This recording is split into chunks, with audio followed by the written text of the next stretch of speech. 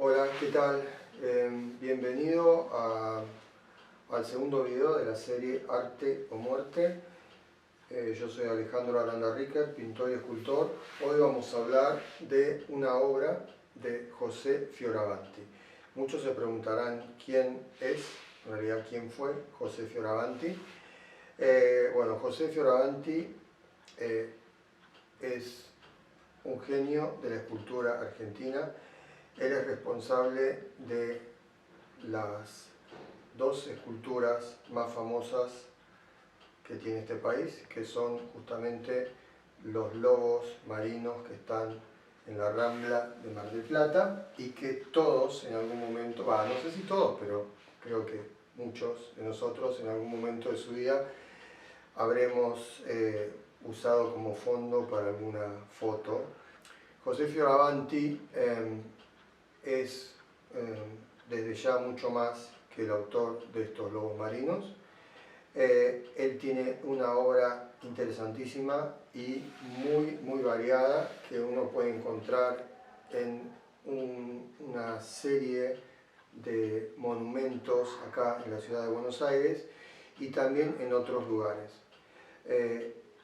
Él hizo justamente con otro escultor y un arquitecto el monumento a la bandera que está en Rosario. José Fioravanti nació en Buenos Aires en 1896 y murió también en Buenos Aires en 1977, pero viajó mucho. Él era descendiente de italianos y a los 12 años entró en un taller particular, el taller de un fundidor suizo,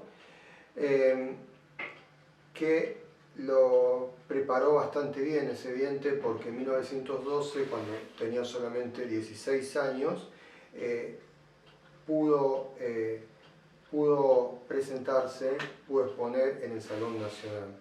Y a los 23, no solamente exponía en el Salón Nacional, sino que se ganaba el primer premio de escultura. En el año 1924, él viaja a Europa.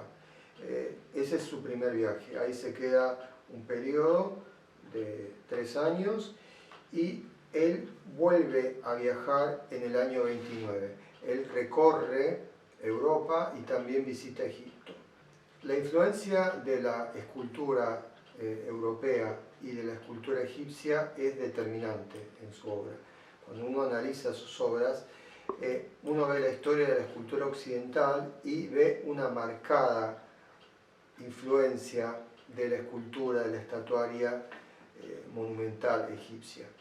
La Primera Guerra Mundial acababa de terminar en el 18, así que él llega 6 años después, y el mundo del arte había sido transformado completamente por las vanguardias. Habían dejado como una marca ya muy profunda en la pintura y en la escultura. La gran tradición clasicista de la estatuaria del siglo XIX, tan rica en nombres ilustres como Bartolini, Dubois, Costa, Eberlein, Bossiot, David d'Angers y muchísimos talentos más, todos realmente impresionantes, increíbles. Empieza a ir desapareciendo con Rodin y su escuela simbolista. Después de la Primera Guerra, esta tendencia de la escultura europea es de alguna forma también puesta en jaque por otro tipo de estéticas. Como dije recién, hay escultores cubistas, escultores futuristas, escultores abstractos que niegan completamente esta forma de producir y entender la escultura. Y entonces tenemos figuras como Chipenko, tenemos figuras como Naum Gabo, Tatlin, que hacen ya esculturas 100% abstractas. Después tenemos escultores como Brancusi, que también están haciendo una evolución hacia la abstracción, pero tienen un planteo más orgánico, tienen la abstracción de una forma más orgánica.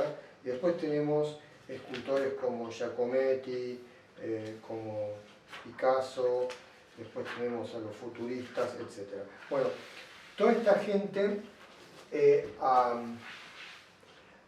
a Fioravanti le interesa poco y nada. Él no es el único que ve una salida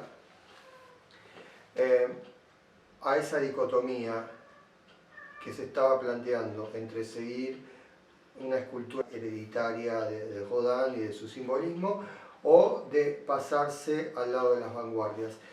Él es parte de todo un movimiento que se está viendo en ese momento en distintas partes del mundo, en Europa, en Estados Unidos y acá en Argentina, que encuentra una solución a ese problema y opta por un tipo de escultura que es moderna y al mismo tiempo es tradicional.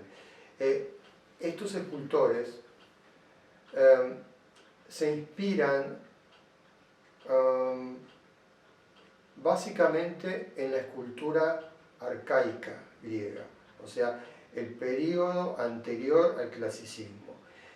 Esa escultura arcaica griega que parece hecha de una forma medio geométrica, medio facetada, la figura humana está ahí presente, pero está como sintetizada. Es la inspiración justamente de esto, que es una vanguardia, una nueva forma de vanguardia, pero es una vanguardia que está basada en el conocimiento y no en la negación de esa escultura antigua. Otra influencia importante de estos escultores, como Fioravanti, como Bigatti, como Zorrilla de San Martín, como Sargent Chagger, como Bourdelle y tantos otros, estos escultores se basan también mucho en la escultura que se podía encontrar en civilizaciones anteriores a la griega, sobre todo en la escultura egipcia, también podía ser la escultura de Mesopotamia. Lo que vemos en el caso de Fioravanti es que él tiene un gran interés por la escultura egipcia.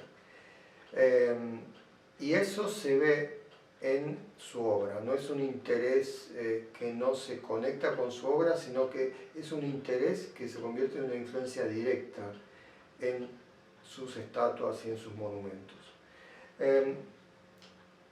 Él ha hecho, como dije antes, una cantidad considerable de esculturas, como por ejemplo el monumento a Avellaneda en Palermo, cerca de Rosedal, el monumento a Roque Sáenz Peña, que tiene un relieve del que vamos a hablar, después el monumento a Roosevelt, cerca de la Embajada de Estados Unidos, el monumento a Bolívar, ahí en Parque Rivadavia, el monumento a Rubén Darío, cerca de la Biblioteca Nacional, como dije, el monumento a la bandera, etcétera, etcétera, etcétera.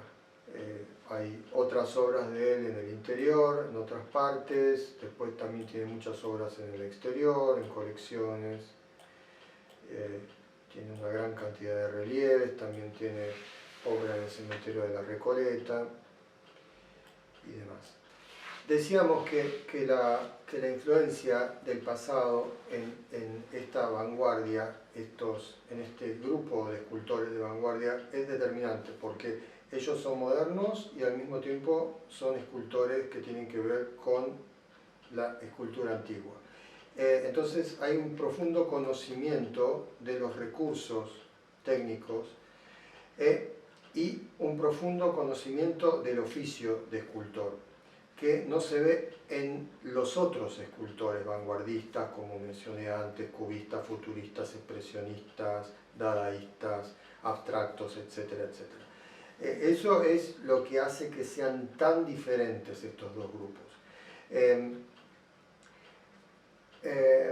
Fioravanti era un gran talento en el arte de la talla, se ve lo bueno que era. Él hacía talla directa, él usaba sus modelos, sus maquetas, y después no se valía del método del pasado a puntos, sino que directamente atacaba la piedra. Es un gran genio de la talla directa. Él trabajó todo tipo de piedras. En este relieve está incorporando el relieve como parte de un concepto. Para él la escultura,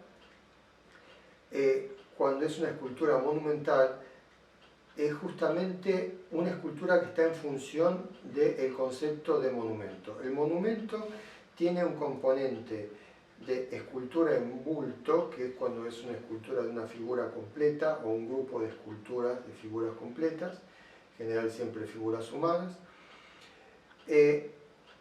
Un componente que es el relieve, puede ser uno, puede ser muchos relieves, y un tercer elemento que es el soporte arquitectónico, en el que vamos a encontrar las esculturas de bulto, o sea, las esculturas de figuras, y los relieves. Las esculturas pueden ser en bronce o pueden ser figuras talladas en piedra. Él comienza con la piedra. Al principio de su obra, de su carrera, él se dedica a la piedra, pero no olvidemos que él se formó con un fundidor, o sea que él conocía muy bien el bronce, y de hecho después en su obra se ve un buen número, un buen número de obras que realiza en bronce. Y es tan bueno Fioravanti en bronce como en piedra. El nivel de calidad que tienen sus figuras en bronce es muy alto. En el monumento este que estamos analizando hoy, él tiene un marco arquitectónico que le permite distribuir la atención en tres grupos de figuras. El primero, que es Roque Sáenz Peña, que fue el político responsable del voto obligatorio, del sufragio universal acá en la Argentina. Y después tenemos dos figuras, en realidad no son dos figuras, es una figura de un costado, una figura masculina con un sable y un escudo, y después un grupo, que es una mujer y un niño, que están representando, que son dos alegorías, ¿sí? Una representa el voto obligatorio, que es la figura masculina, y las otras dos figuras representan, no sé qué representan, la acogida. Bueno, después tenemos al relieve. El relieve, en cambio, es una personificación de América. América es una mujer desnuda, como estamos viendo acá en la imagen esta que podemos apreciar. Es una figura sentada sobre un paño con un árbol que le sirve de fondo y mirando hacia arriba con los brazos levantados. La figura esta está hecha con una modelo que era justamente su esposa. Él se casó con una pintora rusa, Fyodorovna, Ludmila Fyodorovna, que conoció en París en su segundo viaje, y ella aparece en muchas obras de él, tanto en relieves como en esculturas de bulto. Acá podemos ver el modelado que consigue Fioravanti a través de la talla. Como dije, estas son obras de talla directa. La talla directa es tener un bloque y empezar a tallar directamente, sin necesidad de estar pasando puntos en un modelo. La composición es muy interesante y es muy armoniosa.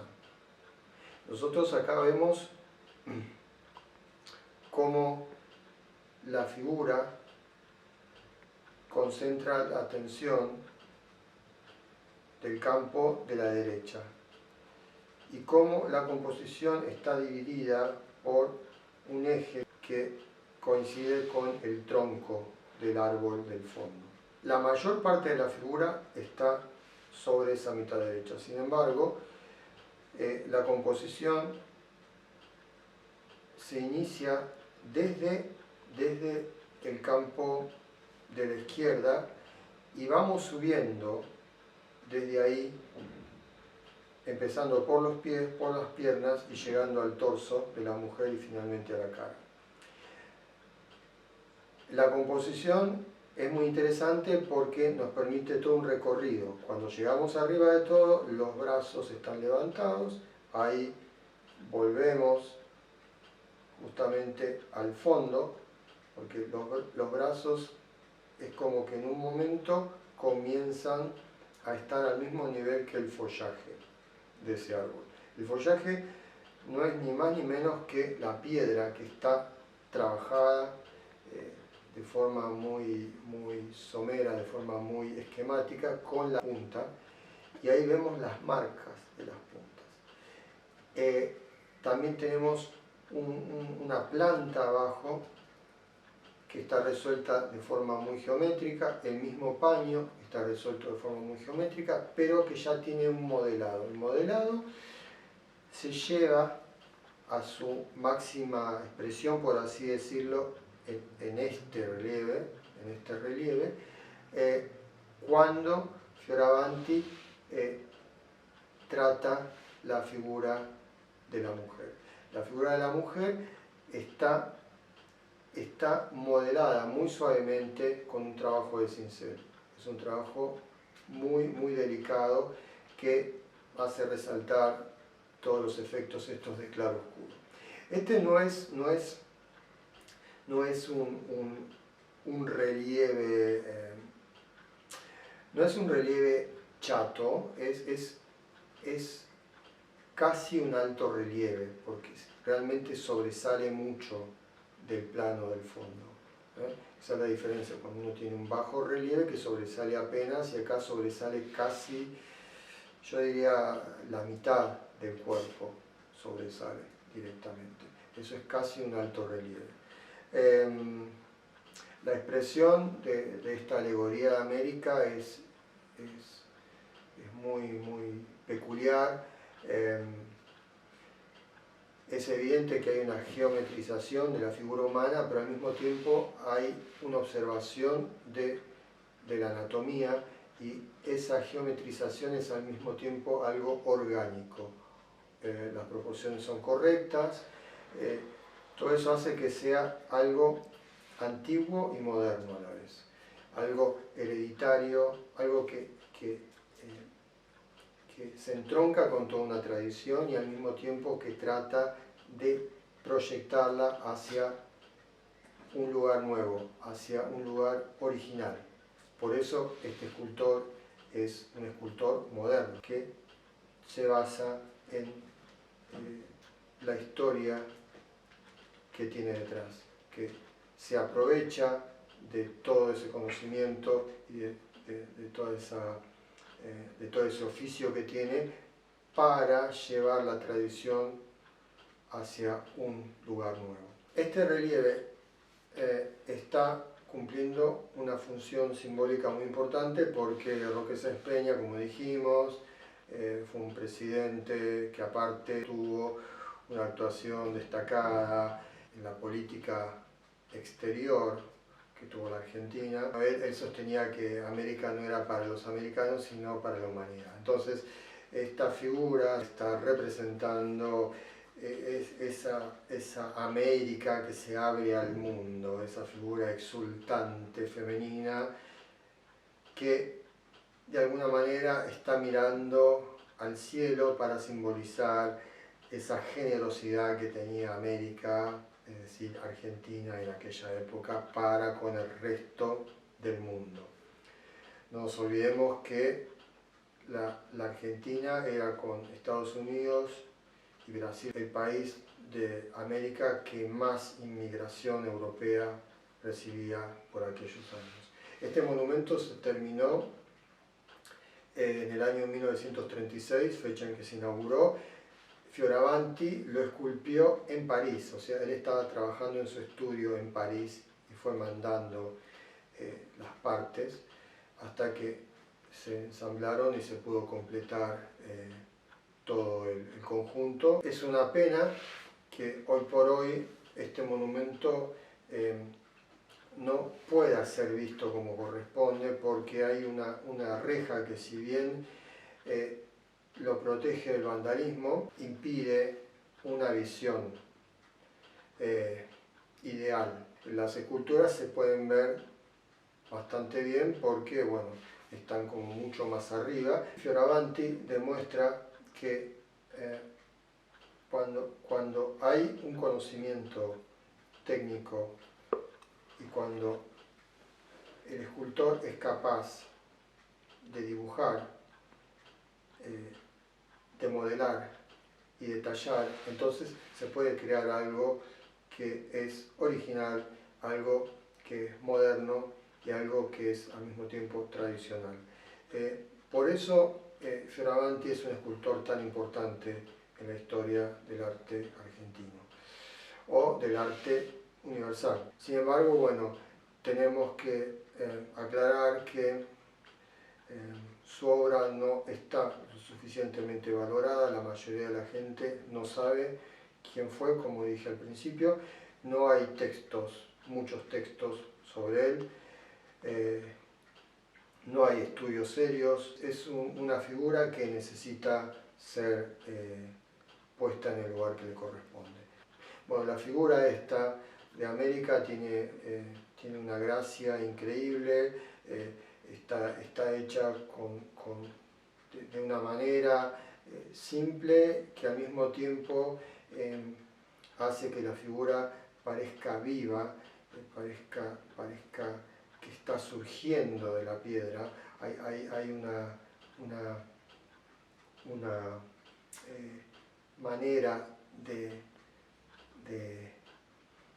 producir el volumen que nos hace sentir que es un cuerpo vivo, y esa es justamente la magia que logra un gran escultor.